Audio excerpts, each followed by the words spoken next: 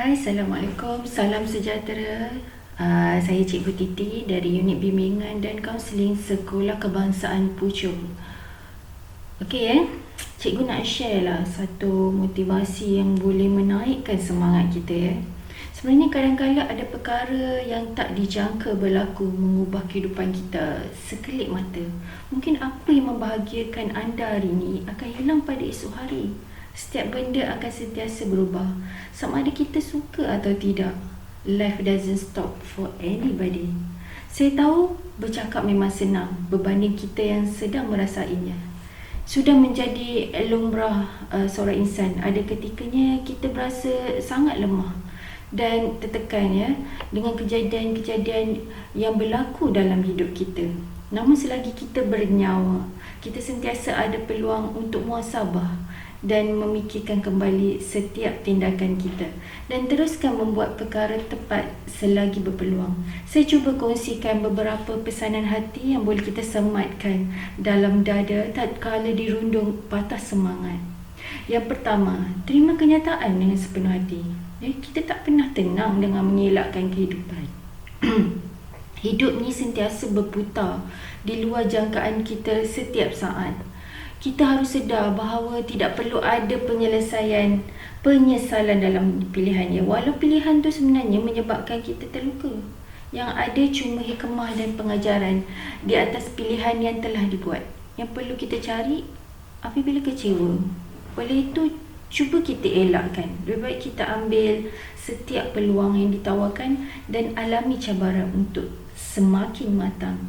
Hanya dua perkara yang awak dapat. Sama ada ia memberikan sesuatu yang anda idamkan atau ia akan mengajar anda apa yang lebih baik pada langkah yang seterusnya.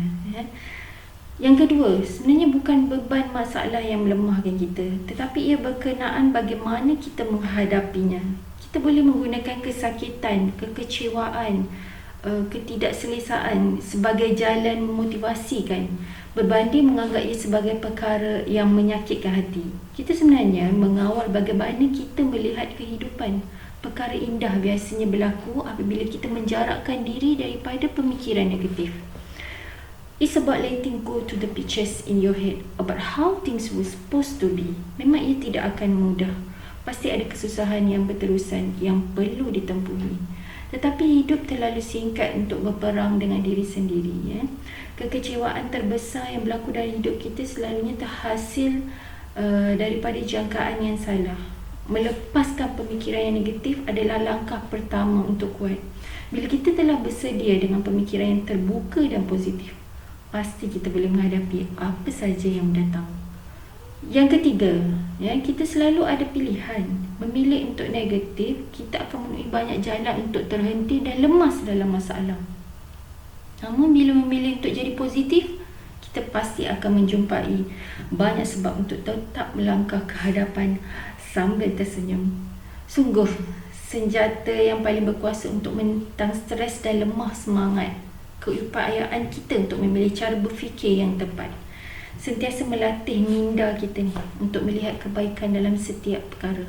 Pemikiran positif bukan mengharapkan terbaik berlaku setiap masa. Ia mengenai menerima apa yang berlaku dalam setiap masa dan membuat sesuatu yang terbaik mengenainya. Melangkahlah dengan hati yang reda dan pasrah. Di hadapan ada cinta dan peluang lain yang perlu kita cari, hargai dan perbaiki. Terlalu banyak perkara di masa silam yang tak dapat dihapuskan waktu. Biarkan, kerana kita sentiasa boleh berdoa, berusaha untuk masa depan yang baik selagi masa dan Tuhan mengizinkan. Yang keempat, jangan seksalah diri sendiri dengan berpaut pada luka lama. Antara saat paling penting dan paling bermakna dalam kehidupan adalah saat di mana akhirnya kita mendapat keberanian untuk melepaskan apa yang kita tidak dapat ubah. Bila berhenti untuk risau dan mengambil kisah tentang perkara yang kita tak dapat ubah, kita akan mempunyai lebih banyak masa untuk mengawal perkara-perkara dalam genggaman kita. Dan itu lebih baik daripada mengejar bayang-bayang. Masa silam memang memberikan kita kekuatan dan pengalaman untuk lebih bijak pada hari ini. Maka bersyukurlah. Sentiasa mengenal luka lama secara berulang-ulang kali salah satu bentuk penyiksaan terhadap diri sendiri.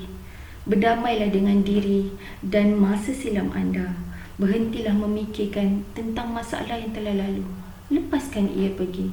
Kerana semakin banyak kita tenggelam dalam memikirkan masa lalu, semakin banyak ketakutan yang akan diserap ke dalam pengalaman kehidupan seharian. Kita tidak akan menjadi musuh yang terbesar pada diri sendiri. Yang kelima, hindari mereka yang selalu menjatuhkan semangat. Bukan sesuatu yang baik untuk habiskan banyak masa dengan orang yang selalu patahkan semangat anda secara berterusan, walaupun dia dari kalangan keluarga sendiri, kerana anda adalah insan yang percaya bahawa Tuhan sentiasa mempersiapkan jalan yang terbaik untuk kehidupan anda di luar jangkauan pemikiran manusia. Ada kalanya jalan ini nampak sukar dan penuh onak ranjau, dan ia akan semakin sukar jika anda biarkan diri anda diguncang oleh mereka yang sentiasa cuba untuk menarik anda jatuh. Sebenarnya ada banyak lagi yang perlu saya sharekan, tapi untuk hari ini cukup setakat itu je.